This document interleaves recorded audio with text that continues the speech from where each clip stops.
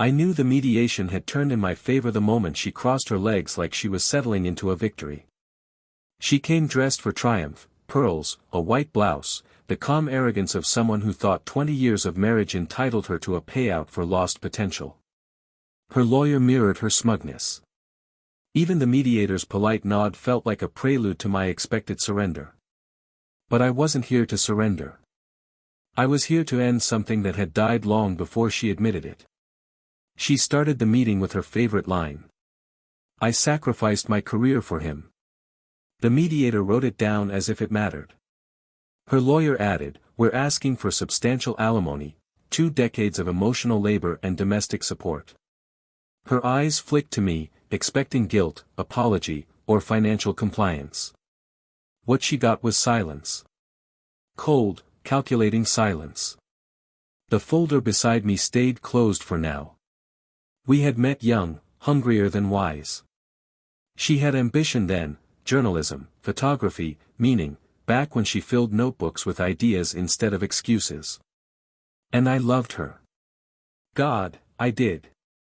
Enough to work double shifts so she could figure herself out. Enough to stand by her through every new passion she picked up and dropped. Enough to believe we were building a life, not a story she'd later twist into sacrifice. But somewhere around year 12, her dreams narrowed into one shape, attention. And she found a man who fed it to her daily, her work husband. Casual joke, she claimed. Meaningless, she insisted. A harmless connection she needed to stay inspired. I played along for too long, believing her laughter, her innocence, her soft reassurances that I was imagining things. But she stopped looking at me the way she used to and started coming home smelling like someone else's cologne.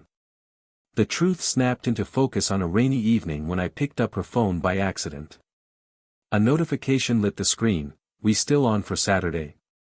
Can't wait to finish what we started." His name, her work husband, was above it. There it was. No theatrics, no excuses, just betrayal, plain and unvarnished. Something inside me quieted that day. Not rage, not heartbreak, something colder. A decision forming, slow and deliberate. I didn't confront her. I observed, listened, prepared. Her neediness worked in my favor. She talked constantly, slipped details of their meetups into half-truths, forgot what lies she'd told, thought I was too busy to notice. I wasn't. I tracked the hotel receipts she thought she'd hidden. The emails she deleted but didn't empty. The shared photos she didn't know synced to the cloud. The financial breadcrumbs she left behind.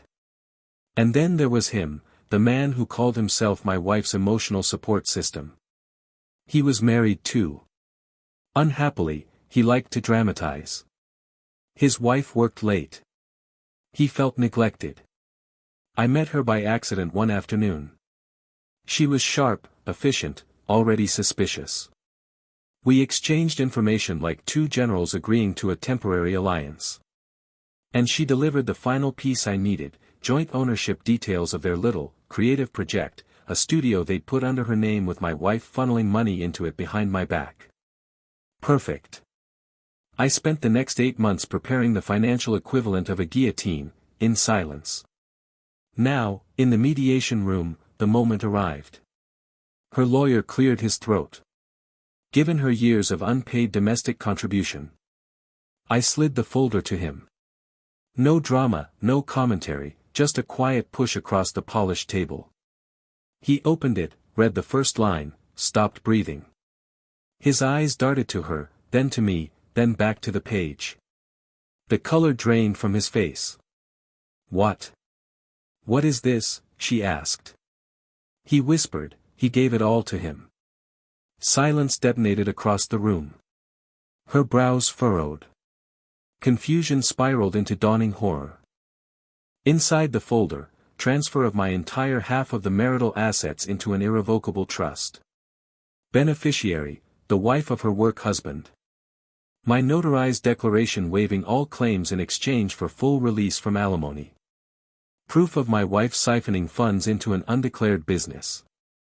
Correspondence revealing her affair. Her partner's wife's sworn statement.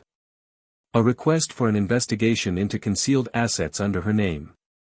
The mediator looked sick. Her lawyer looked defeated. She looked like she'd been struck. You gave everything away, she managed. No, I said. I gave it to the person who deserved compensation. Her lawyer hissed, if this goes to court, she'll be investigated. That's the idea, I said. She turned toward me, shaking. Why would you do this? Why would you ruin me? I didn't ruin you, I said. You did. I just directed the fallout. She lunged for the papers, flipping through them, realization tearing through her expression as she recognized every hotel receipt, every message, every lie she thought she'd buried. You can't leave me with nothing, she whispered. You left us long before I did. The mediator cleared his throat. Given this evidence, alimony is off the table. Her face collapsed. As I stood to leave, she reached out. Please, we can talk. I looked at her one last time. We stopped talking 20 years ago. You just didn't notice. I walked out of the room feeling lighter than I had in decades. Justice isn't loud. It's precise.